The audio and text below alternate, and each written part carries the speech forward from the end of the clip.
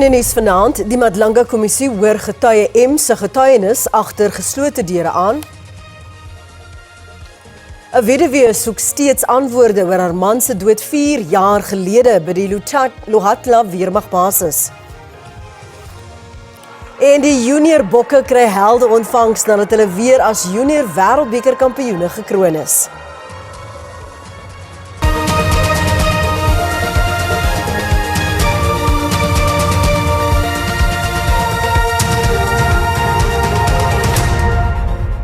Goeienaand, baie welkom by die Afrikaanse nuus. Die getuienis van getuie M is deur die Madlanga-kommissie agter geslote deure aangehoor. Die kommissie ondersoek beweringe van politieke inmenging en korrupsie in die strafregstelsel. Getuie M sou na verwagting getuienis lewer oor dwelmtransaksies wat regeringshoofde, terreurorganisasies, individue met politieke bande en dwelmsyndikate na bewering betrek. Die hoof van die onafhanklike direktoraat teen korrupsie, IDEC, advokaat Andrea Johnson, gaan na verwagting môre getuig. Daar word beweer dat Johnson onbehoorlik opgetree het in die hantering van 'n strafsaak teen die geskorste adjunkhoof van intelligensie, generaal-majoor Feroz Khan. Sy moet ook antwoorde gee oor beweerde misbruik van mag in sake wat glo onder misdaadintelligensie sou val. Die vermeende misdaadsyndikaatbaas Vusimusi Matlala en sy medebeskuldigdes, onder wie sy vrou Tsakani, het onskuldig gepleit op al 25 aanklagte teen hulle. Matlala word aangekla vir die mislukte sluipmoorde op sy voormalige meisie Tebogo Tobeyane, sakeman Joe Ferrari Sebonyoni, as ook die musiekvervaardiger Shenki Mukubang, beter bekend as DJ Fetus. Die beweerde sluipmoordpogings het glo tussen Augustus 2022 en Januarie 2024 plaasgevind. Die Matlalas, Diego Mabusela, Musa Kekana en Ntabiseng Nzama staan tereg op aanklagte van onder meer poging tot moord, samenswering om moord te pleeg en die onwettige besit van vuurwapens en ammunisie. Accused number 1, 2 and 3, gentlemen, you are in custody. You shall remain in custody until tomorrow. Accused number 4 and 5, you are on bail. Your bail is extended until tomorrow, the 21st of July 2026. Matlala word in 'n afsonderlike saak ook aangekla van bedrog en geldwasery in verband met die Tshwane Metro se onregmatige toekenning van 'n tender aan sy maatskappy Medicare 24. Hulle is weer môre in die Suid-Gautengse Hooggeregshof in Johannesburg.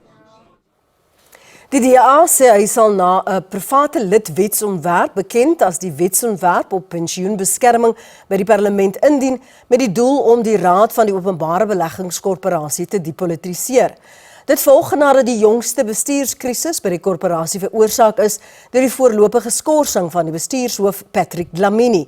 Ander onlangse bedankings by die korporasie sluit in die raadsverteenwoordiger van die staatsdiensvereniging Matimba Sheburi, asook 2 nie-uitvoerende direkteure Tabi Nkosi en Osipo Balfour. Die DA sê die wetgewing rakende die openbare beleggingskorporasie moes lankal gewysig word.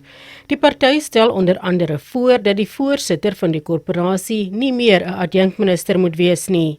In plaas daarvan moet die staande komitee oor finansies 'n keuringspaneel aanstel wat verantwoordelik sal wees vir die kortlys van nie-uitvoerende direkteure.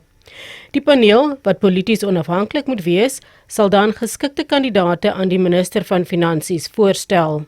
En die doel is om die raad van die OBK onafhanklik te maak. So seleksiepaneel deur die staande komitee van Finansies sal aandui vir die minister wie die kortlys van raadslede behoort te wees en dan vanuit daardie geleedere sal die voorsitter gekies word. Sodoende sal beide die raad en die voorsitter van die OBK onafhanklik en nie polities wees. Intussen het COSATU 'n beroep op politici gedoen om die OBK-raad toe te laat om sy oorsigrol sonder vrees of om te bevoordeel of inmenging te vervul. Die federasie sê werkers en pensionarisse wie se geld aan die korporasie toevertrou is, verdien bestuur wat deursigtig, verantwoordbaar en geloofwaardig is. We also want to urge caution to politicians inside government, inside parliament, across party lines to allow the PIC board to do its work, do not interfere with its investigations or those of the SIU. We fear that some premature calls for the board to be disbanded might actually hamper efforts to investigate the alleged corruption, and we need to give the PIC board some space to do its work, but critically the SIU, the Hawks, the Auditor General must also be roped in to make sure the workers' monies are safe at all times. Die OBK bestuur meer as 3000 miljoen rand in pensioenfondse vir staatsamptenare. Zelene Merrington, SAK nuus, Parlement. Die nuwe Britse eerste minister, Andy Burnham, het beloof dat Brittanje onder sy leiding weer bestendigheid, 'n groeiende ekonomie en verligting vir stygende lewenskoste sal kry. Hy het Brittanje se 7de eerste minister in 'n dekade geword, nadat sy voorganger Keir Starmer 'n paar uur vroeër sy amptelike bedanking aan koning Charles oorhandig het. Die 56-jarige Burnham is Vrydag as leier van die regerende Arbeidsparty verkies. 'n Groot skare en tientalle lede van die media het voor Downingstraat 10 vergader om die nuwe eerste minister se nooienstoespraak in die amp aan te hoor. Maar eers moet hy besoek bring aan Buckingham Paleis, waar koning Charles hom amptelik as leier van die Arbeidersparty genooi het om eerste minister te word en 'n nuwe regering aan te stel. Burnham, wat ook bekend staan as die koning van die Noorde, nadat hy 9 jaar lank die burgemeester van Manchester was, en sy vrou is met groot gejuig by hulle nuwe tuiste verwelkom. Volgens die nuwe Britse leier sal hy sy 10-jaar plan om Brittanje weer op die wenpad te kry, later vanjaar bekend maak. I am acutely conscious that I am the 6th person in the last 10 years to walk up this street, the 7th Prime Minister since 2016, making this a moment for reflection and new resolution. It requires my generation of politicians to raise our game and rise to the new challenge. Britain needs to show the world that we can regain our stability once again. Burnham se aankoms by Downingstraat 10 is voorafgegaan deur sy voorganger, Keir Starmer se afskeidstoespraak voor sy besoek aan koning Charles om sy amptelike bedanking in te dien. Starmer het sy volle steun aan Burnham beloof en beklemtoon dat hy Brittanje in 'n beter posisie agterlaat as wat hy dit gekry het toe hy in 2024 aan bewind gekom het. And I am confident that Britain is now stronger and fairer than it was 2 years ago. Our economy is stronger. Our public services are on the up, with the biggest fall in waiting times for 17 years. Children are being lifted out of poverty every single day. Immigration is down significantly. Our defence and security are on a far stronger footing, and our international reputation is greatly enhanced. Een van die eerste wêreldleiers om Burnham geluk te wens was president Donald Trump van Amerika. Hy het die nuwe leier geloof vir sy planne om olie- en gaseksplorasie in die Noordsee uit te brei, 'n stap wat deur sy voorganger teengestaan is. Intussen is die vraag op almal se lippe, wat word van Larry die kat? Downingstraat 10 se permanente inwoner sedert 2011. Die kabinet se hoofmuisvanger was egter min gepla oor die winde van verandering in die amptswoning. Hy het reeds 6 Britse eerste ministers sien kom en gaan in die 15 jaar wat hy daar bly, so nog een maak nie veel verskil in 'n kat se lewe nie. En steeds in die buiteland, wederwysige aanvalle tussen die VSA en Iran vir 'n 9de agtereenvolgende dag het die globale olieprys met 2% tot meer as $90 per vat laat styg. Die Amerikaanse sentrale bevelsentrum CENTCOM sê hy het verskeie teikens in Iran aangeval om die land se aanvalsvermoë in die straat van Hormuz te verswak. Iran het op sy beurt ballistiese missiele op lugvaartuie van die VSA by Jordanië se Aqaba lughawe afgevuur en Amerikaanse militêre bates en toerusting in Kuwait en Sirië in vergeldingsaanvalle geteiken. Die Kuwaitse regering sê 'n brand het by 'n ontsoutingsaanleg uitgebreek nadat dit vir 2 dae aangeval is. Intussen hou die Iranse revolusionêre wag vol dat hy volle beheer oor die tans geslote straat van Hormuz behou, terwyl die VSA aanvoer dat die vervoerroete oop vir olietankschepe en die beweging van groot skepe monitor. Nog nuus in Afrikaans volg net hierna, bly by ons.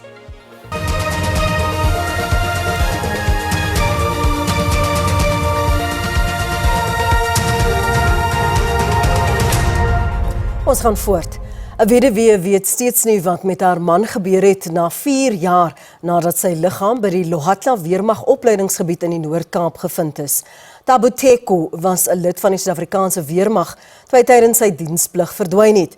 Sy ontbinde liggaam is 8 dae later by die militêre basis gevind. Sy vrou Glynis Teko beweer dat militêre amptenare haar gekeer het om 'n nadoodse ondersoek aan te vra en om 'n verklaring by die polisie af te lê nadat sy liggaam gevind is.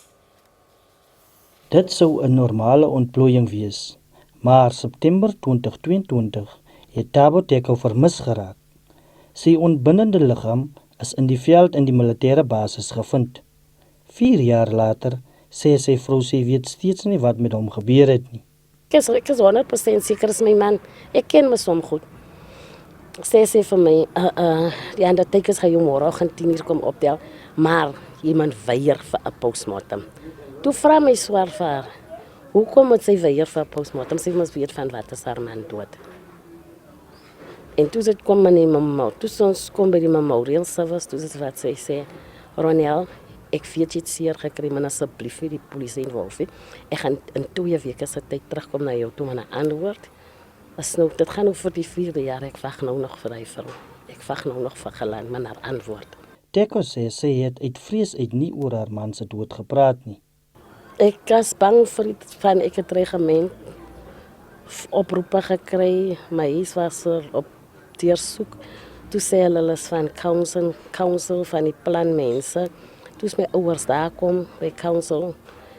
Vra my ouers mos nou, hoe kan julle nou eerste mense stuur en sê hulle is van council van die plan, die huis is aan lankal aangebou. Toe sê die mense by council, hulle stuur die mense uit. Die kantoor van die militêre ombudsman het bevestig dat hy 'n klagte van die oorledene se vrou ontvang het, maar sê hy het nie die saak ondersoek nie, aangesien dit buite sy jurisdiksie val. Following an assessment of the complaints, it was established that the complaint raised to a criminal matter, which falls outside the office statutory mandate. The matter was also confirmed to be under investigation by the South African Police Service at Katu SAPS. Pogings was onsuksesvol om kommentaar van die Suid-Afrikaanse Nasionale Weermag te kry oor Teko se beweringe. Waren Engelbrecht, SAK-nuus, Kimberley. Die drankbedryf waarsku dat verdere heffing van belasting op drank onwettige drankhandel kan aanvuur. Die nasionale tesourier is besig om die belastingraamwerk op bier en wyn te hersien. Hulle wil belasting hef op die alkoholinhoud op drank om gebruikers te probeer oorreed om 'n laer alkoholinhoud te kies. Die tesourier wil maatskaplike skadebeheer toepas en ook onwettige handel probeer verminder. Met die voorgestelde belastingheffing op bier kan die prys met 20% styg. I think firstly, whenever one does any rash or very large tax increases, we run the risk that the price of beer versus the price of illicit beer, the gap between the two becomes much wider. And that would then force people into an illicit market. And as we know, in an illicit market, nobody wins. Verbruikers het gemengde gevoelens oor die tesourier se voorstelle. They're going to subtract the volume of alcohol. Like Black Label 5.5 is too much. At least maybe they're going to make 4.5 is going to be enough. Stout is too much, 6%. Intussen het die Suider-Afrikaanse Alkoholbeleidsalliansie die voorgestelde belastingheffings verwelkom. It's a question and a narrative that the alcohol industry, we believe, is deliberately getting us to divert attention away from the fact that the tax regime in South Africa needs to change. We acknowledge that there is some illicit alcohol consumption. However, the stats show that industry is still making their profit. So if they're making their profit, we're not sure where the stats come from around people will drink more illicit instead of the currently commercially brewed alcohol. Die drankbedryf sê hoewel die hersiening daarop gemik is om die gesondheidssektor te ondersteun en belastinginvordering 'n hupstoot te gee, kan dit lei tot werksverliese.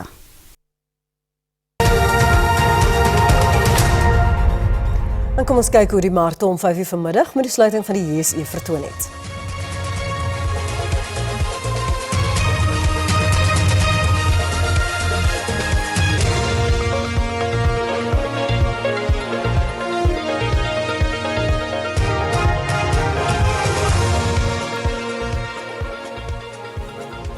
Jou sport en weer is net hierna, bly ingeskakel.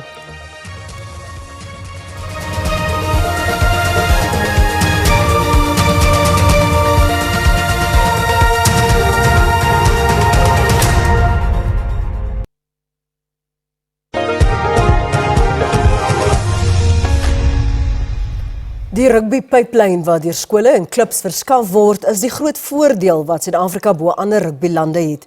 Die bestuurspan van die C4de Junior Bokke sê die ondersteuning wat die skole, onderwysers, ouers en die Suid-Afrikaanse Rugby-Unie verskaf, is die grondslag vir Springbok rugby se sukses. Die Junior Bokke het vir Frankryk liewer 16-5 in Saterdag se Junior Wêreldbeker eindstryd in Georgië geklop. Die Junior Bokke is terug in Suid-Afrika en met oop arms ontvang. Die span het vir die tweede agtereenvolgende keer die wêreldkroon verower en vir die derde keer in totaal. Dit is 'n verdere goeie teken vir die toekoms van die senior Springbok span. Die Junior Bokke baat by behoorlike skolesportstrukture. The amount of expertise and the resources and the care that goes into our systems at schools and clubs. And then I think to guys like Louis Kuhn and Herman Masimla and Nico Serfontein and those guys who work in our EPD program and start identifying players very early right from before under 16, but start bringing them into camps, start working with them, refining them. So by the time we get them in this environment, they've been, a lot of them, part of SA Rugby structures for quite some years. Die kaptein, Sipuseto Mnebelele, sê dit beteken spelers op die veld kan behoorlik fokus op hulle eie spel. By leading yourself, you can then know what to do on the field and focus on your job and do it as best as you can. And I think that's what probably set us apart from other teams. Everyone in their position knew what their jobs were and they went hard at their jobs, and then just the connection and the love that we had to fight for each other is something that I also think set us apart from other teams. Meer as die helfte van die huidige senior Springbok groep het hulle vaardighede geslyp in die Junior Bok stelsel. Harry Olivier, SAK nuus, Kempton Park. En dis dan al vir vanaand. Baie dankie vir die saamkyk. Ons môre aand terug met nog nuus in Afrikaans. Totsiens tot dan.